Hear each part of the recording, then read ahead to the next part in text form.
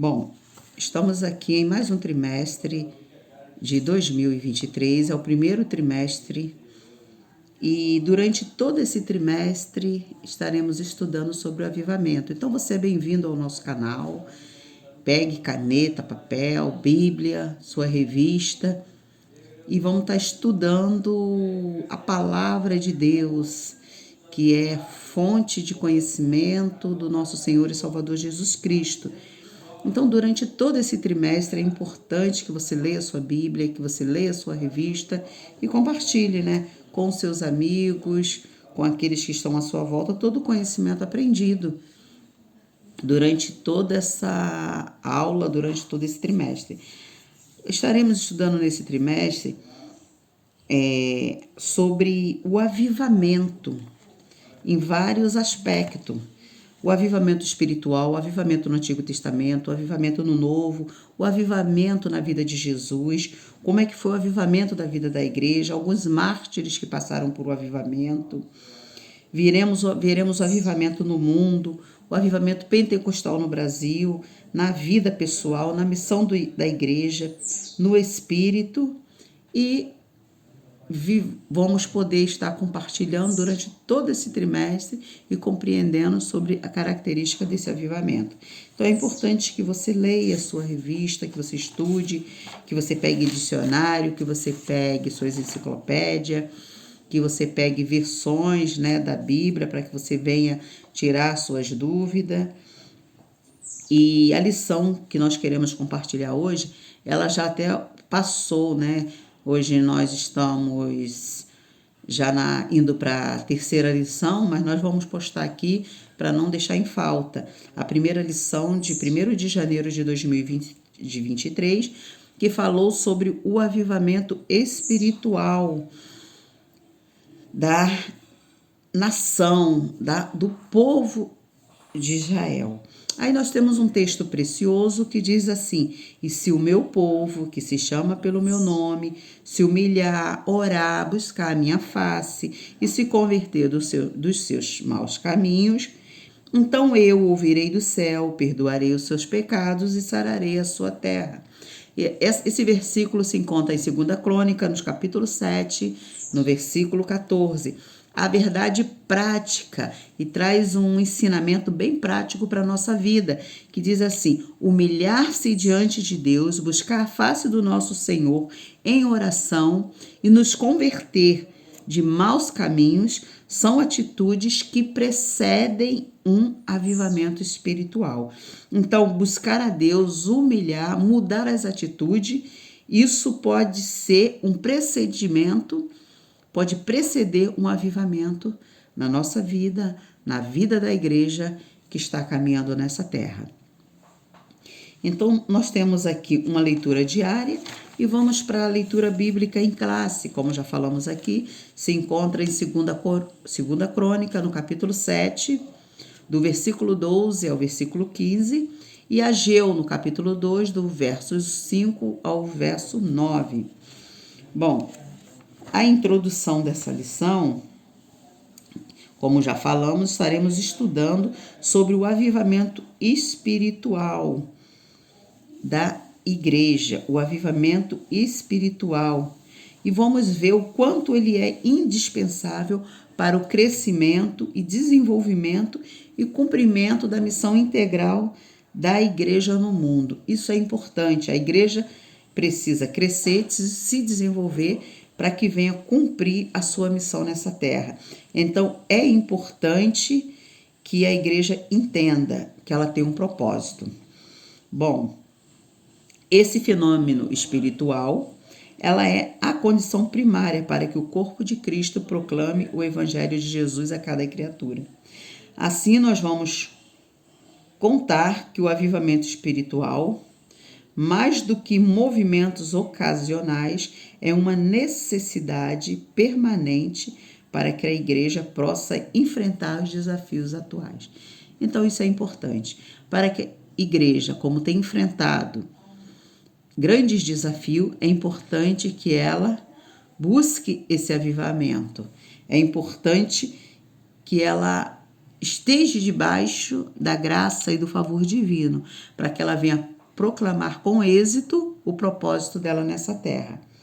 Mas o que podemos entender como avivamento espiritual? Essa lição ela está dividida em três tópicos. E o primeiro tópico que eu quero compartilhar com você, ele está falando sobre o avivamento espiritual. O que é avivamento espiritual?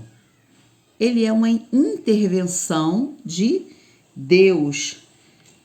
E ele só tem início quando o Espírito Santo encontra espaço no coração de uma pessoa. Quando o Espírito Santo encontra espaço no coração de um homem ou de uma mulher, aí sim começa um avivamento. É o primeiro passo para que aconteça um grande avivamento. Bom, a pré-condição para esse avivamento, para que essa pessoa, que nós podemos entender o quê?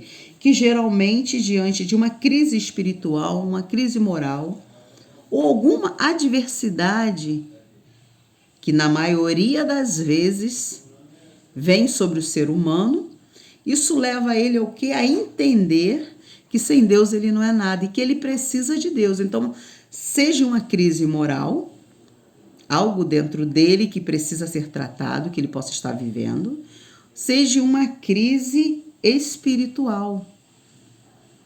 Ele precisa entender que sem Deus ele não é nada. Então, a crise pode ser um pré-requisito para que esse avivamento, ou uma pré-condição para que esse avivamento aconteça, né? Isso pode ser uma pré-condição. É claro que há muitas pessoas que não passaram por alguma dificuldade, Jesus já encontrou espaço no coração dele. Louvado seja Deus por isso. Mas, no geral, a pré-condição para que esse avivamento aconteça é uma crise que a pessoa possa estar vivendo. Aí nós temos um exemplo, né, dessa pré-condição, é que Deus fala a Salomão que se ele viesse em algum momento cerrar os céus e não houvesse chuva, ou mandasse, ordenasse com que os gafanhotos viessem consumir a terra, ou ele enviasse peste entre o seu povo, então esta crise que viria em termos climáticos poderia trazer esse povo ao reconhecimento do Todo-Poderoso. Então nós vemos esse momento aqui, uma crise o quê? Está delineada em termos climáticos. Entretanto, ela também pode ser de aspecto moral, político e econômico, afetando todas as áreas da vida de um indivíduo, de uma igreja local ou de uma nação. Ou seja, Deus chamando a atenção desse povo para si. E a partir dali, o povo se achegando a Deus, aí nós vamos entender agora, no tópico 2, quais as condições para que esse avivamento espiritual venha acontecer. Bom, diante da crise, nós podemos observar os comportamentos humanos. Gera medo diante de uma crise. Nós temos o exemplo que diante dessa pandemia que aconteceu, havia um medo, um pavor da nação, da população muito grande. Eu sei que em meio a esse medo na pandemia, muitos tiveram um coração avivado, uma vida avivada, com transformação. E Deus transformou muitas vidas através dessa crise. Aí nós vemos revolta, blasfêmia. Muitas das vezes as pessoas que têm vivido, muitas das vezes, porque não entendem que elas precisam mudar suas atitudes, e elas, às vezes, na sua ignorância, blasfemam até contra Deus, contra o seu próximo, contra as circunstâncias, amaldiçoam e tudo. Mas nós entendemos que até em meio ao desespero, muitos tentam até o quê? Segundo o comentarista, tirar até a sua própria vida. Contudo, Deus, a sua palavra, pode mudar o rumo da história e o rumo da situação. Então, nós entendemos que se o povo que se chama pelo meu nome, disse Deus a Salomão, se humilhar, orar, buscar a minha face, se converter dos seus maus caminhos, aí olha a resposta. Deus diz assim para Salomão: eu ouvirei do céu, perdoarei os seus pecados e sararei a sua terra. Ali estava a resposta para aquele que em meio à crise busca o Todo-Poderoso. Então, nós vemos no mundo, na nossa localidade, no nosso Brasil, quando há um momento de crise, há também um momento onde o povo se volta para Deus. E talvez essa seja a oportunidade que o homem se voltando para Deus deve encontrar espaço no coração dele. Porque a verdade é que, devido às dificuldades da vida, os embaraços desse mundo, muitos não têm dado prioridade a Deus nem exclusividade ao seu reino. E muitas das vezes Deus permite com que essas crises venham para que o seu povo seja tratado, para que a sua igreja seja tratada, para que o mundo seja tratado. Aí nós entendemos que há alguns aspectos importantes que antecedem esse avivamento. Em meio à crise, há alguns aspectos importantes que podem anteceder esse avivamento na vida de uma pessoa, na vida de uma igreja. Bom, humilhação diante de Deus. No lugar de se revoltar diante da crise espiritual ou material, que clamam por soluções efetivas, a humilhação diante de Deus é a primeira condição para o avivamento espiritual. E se o meu povo, que se chama pelo meu nome, se humilhar, quando ouvimos aqui, lemos aqui essa palavra humilhar, é reconhecimento do Todo-Poderoso, é reconhecer que Deus ele é tudo na nossa vida e que nós não somos nada sem Ele. Então, se o povo de Deus se humilha, se o homem se humilha diante de Deus, essa é a primeira condição para que venha acontecer um avivamento na vida dessa pessoa. Outra coisa, orar, buscar a face do Senhor. Sem oração não há avivamento. O que é orar? É falar com Deus, é você entregar para Deus os teus caminhos. Dessa forma, você vai colocar diante dele as suas dificuldades, as suas adversidades, os problemas que você está enfrentando. Então, é importante a disposição da pessoa em buscar a face do Senhor.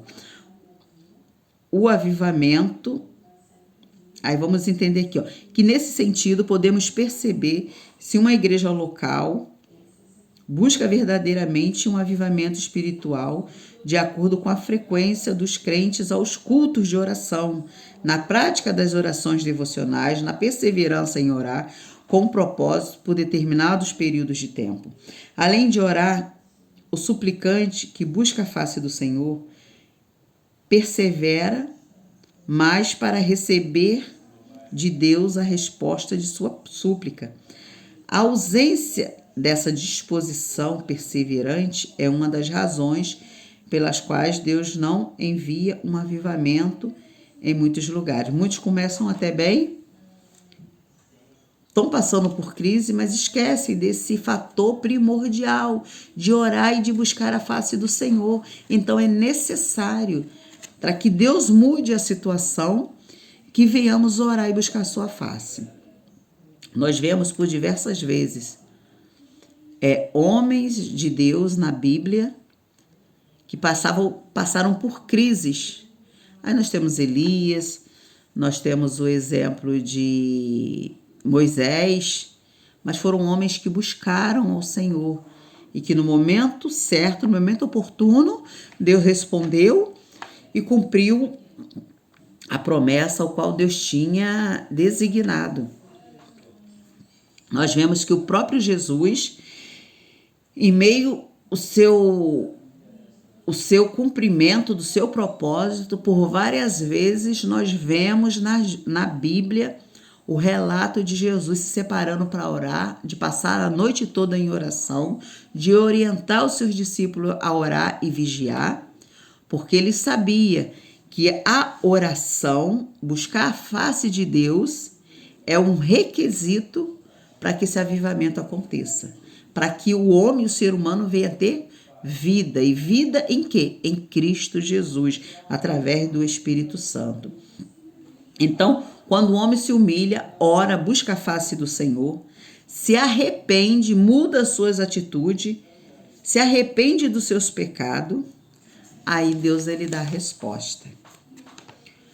Avivamento sem confissão de pecado, sem que deixemos os nossos maus caminhos e nos lancemos à misericórdia de Deus, não existe. Só há avivamento quando há confissão de pecado, quando há abandono das práticas pecaminosas e quando nos lançamos debaixo da misericórdia de Deus e ficamos à sua disposição. Aí sim, Deus, ele nos ouve. Aí diz assim a palavra de Deus: se eu atender à iniquidade do meu coração, o Senhor não me ouvirá.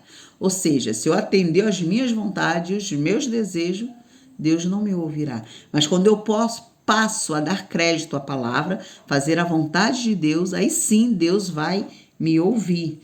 Então, a crise pode ser uma pré-condição para o avivamento espiritual. Se nos humilharmos diante de Deus, se buscarmos mais a face do Senhor em oração e decidirmos confessar os nossos pecados e abandonar, então o caminho está livre. Livre para quê? Para que aconteça um avivamento espiritual. Só dessa forma é o homem se humilhar, orar, buscar a face do Senhor, se converter dos seus maus caminhos, aí sim, mudar as suas atitudes, Deus ele vai responder do céu. Ele ouvirá do céu, ele perdoará os seus pecados e sarará a sua terra. Não importa o que você esteja passando, Deus é fiel para cumprir aquilo que ele te prometeu. Aí nós vemos a necessidade hoje de um avivamento espiritual, como foi também nos dias de Ageu. A situação de Judá era crítica por causa da desobediência de Judá. Deus permitiu, Deus levantou profetas para alertar qual seria a situação futura. Deus levantou homens para alertar sobre a destruição da nação, mas o povo não ouviu as advertências divinas, continuou nos mesmos caminhos, na mesma desobediência, até que veio a destruição do templo e morte. Por quê? Porque ignoraram a voz de Deus. Aí isso se encontra lá em Ageu, no capítulo 2, do versículo 5 ao 9. Você pode estar conferindo e ver que a desobediência levou o povo à ruína. A desobediência, não dá crédito à palavra, levou o povo à destruição. Se você ler a palavra de Deus em Josué, no capítulo 1, você vai ver qual é a orientação de Deus para Josué.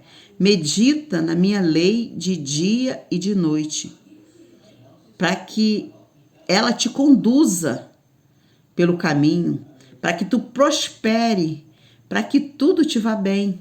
É a palavra de Deus, que é a bússola, é a regra de fé, de prática, de conduta, que todo homem e mulher precisa colocar em prática para ser bem-sucedido nessa terra. Então, qual foi a situação espiritual de Judá? Foi a destruição do templo, veio essa crise. O templo foi destruído, houve morte,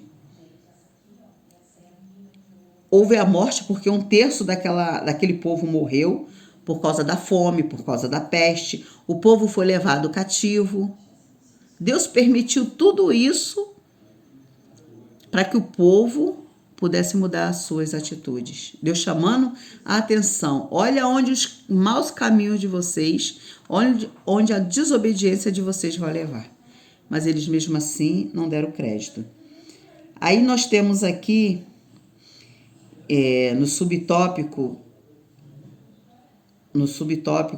1, no item A destruição do templo, a morte de 1/3 daquele povo, por fome, por peste, outro terço morreu por espada.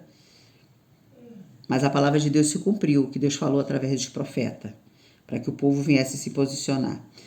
O chamado para reconstruir o templo. A vida espiritual do povo pós-exílio não era boa, pois eles não estavam sentindo falta do lugar de adorar o Senhor. Por meio do profeta Ageu, Deus cobrou do povo rebelde a reconstrução desse templo, que foi totalmente destruído pelo exército babilônico. Mas Deus chama eles a reconstruir outra vez. Aí Deus faz o quê? Deus levanta homens para realizar essa obra após o exílio. Após o exílio, o povo acabou o quê? Se descuidando e não deu muito valor à casa do Senhor. Após essa repreensão divina, Deus vai levantar homens fiéis no templo para reconstruírem. Zorobabel, governador, Josué, o sumo sacerdote, e o resto do povo que Deus chama. A Bíblia revela que Deus está com aqueles que trabalham segundo o seu propósito. Deus não abandona. Deus, ele envia os meios e o recurso e capacita aqueles que foram chamados com um propósito. E você, como igreja do Senhor, foi chamada com um propósito. Então, a palavra de Deus nos instrui que Deus, ele está com os que trabalham segundo o seu propósito. Bom, o desejado das nações. Aí a palavra de Deus diz o quê? Conclamando o povo a se levantar para construir o segundo templo, por intermédio do profeta, Deus descreveu como seria esse avivamento. Aí ele diz assim, que virá o desejado das nações e encherei esta casa de glória. E a glória desta última casa será maior do que da primeira. Diz o Senhor dos Exércitos, neste lugar darei paz. Diz o Senhor dos Exércitos. Aí Deus usa quem? Ciro, para libertar o seu povo do cativeiro. Ciro não era filho de Israel, não era servo de Deus, ele era o rei da Pérsia, mas foi ele que Deus levantou para executar os seus planos para a libertação do seu povo que se achava cativo na Babilônia. Deus é soberano, ele usa quem ele quer da maneira que ele quer. E aproveu a Deus fazer assim, levantando Ciro para retirar o teu povo das mãos dos babilônicos. Mais interessante que Deus, ele está com aqueles que trabalham segundo o seu propósito. Apesar de Ciro não ser de Israel, filho de Israel, não ser um servo de Deus, ser um rei da Pérsia, Deus, ele usou Ciro. Foi tão importante o papel de Ciro que o Senhor chamou ele de seu ungido, fazendo-lhe promessas tão grandes que só foram vistas em relação a homens verdadeiramente chamados para realizar o seu propósito. Aí nós vemos aqui, no 45, que você pode estar lendo aí na sua Bíblia, uma passagem maravilhosa que você vai poder entender sobre o que Deus falou com Ciro. Leia, é importante. Ciro liberta Israel do cativeiro. Logo no início do seu reinado, o rei Ciro ouviu o chamado de Deus para executar a grande missão de libertar Israel, cumprindo assim as profecias que havia sido anunciada. Aí no primeiro ano de Ciro, ele cumpriu o que Deus colocou em seu coração. Aí você pode ler também Esdras, no capítulo 1, no versículo 2 e 3. Aí vem a conclusão do tempo. Com a graça de Deus, por meio do rei Ciro, levas de israelitas voltaram para Jerusalém, começaram a reconstruir o templo, e em 520 a.C., o templo se encontrava em ruína. Com as bênçãos de Deus, o segundo templo, ou seja, a segunda casa, foi concluída em 516 a.C. Assim, houve um grande avivamento como consequência da intervenção de Deus na história de Israel. Aí você vai ler lá em Esdras, no capítulo 6, esse grande avivamento que aconteceu. Há necessidade de um avivamento. A inércia de muitas igrejas só pode ser abalada por meio de um avivamento de um verdadeiro avivamento espiritual. Infelizmente, a tendência natural e histórica para o predomínio de uma letargia espiritual no meio do povo de Deus, que outrora foi poderosamente avivado, assim presenciamos o crescimento da frieza, mornidão espiritual sobre os corações de um povo ou de uma igreja local. Há lugares em que, décadas atrás, o percentual de cristãos e de igrejas era elevado, mas nos últimos anos o percentual de cristãos tem caído e de igrejas fechadas tem sido uma realidade constante. Quando o povo de Deus se encontrar em uma situação de frieza espiritual, a vontade divina é de reacender essa chama que está se apagando. E se for preciso, ele usará o quê? Uma crise para isso. Usará circunstâncias diversas para levar o seu povo ao deserto, a fim de falar ao seu coração. A sua exigência, porém, é que o seu povo, que se isso aconteça, se Deus promover uma crise ou levar o povo ao deserto, a vontade do Senhor é que esse povo se humilhe, busque a sua face, se converta dos seus maus caminhos. Então o avivamento espiritual não tardará. Israel foi alertado pelos profetas que precisariam mudar suas atitudes, que precisariam se posicionar diante daqueles povos, mas eles não deram ouvido. Deus permitiu com que os babilônicos viessem, levassem cativo, destruíssem a cidade. Um terço dos israelitas foram mortos através de enfermidade, através da espada, para que se cumprisse a palavra que foi falada pelos profetas. Mas chegou um tempo que Deus levanta um homem que não era do seu povo, um homem que não o conhecia, mas que Deus o conhecia, para cumprir um propósito. E a vontade de Deus era trazer o seu povo ao arrependimento. Então, se houver necessidade de uma crise, Deus vai permitir. Se houver uma necessidade de ir ao deserto, Deus vai levar o homem ao deserto para que Deus possa tratar o seu coração.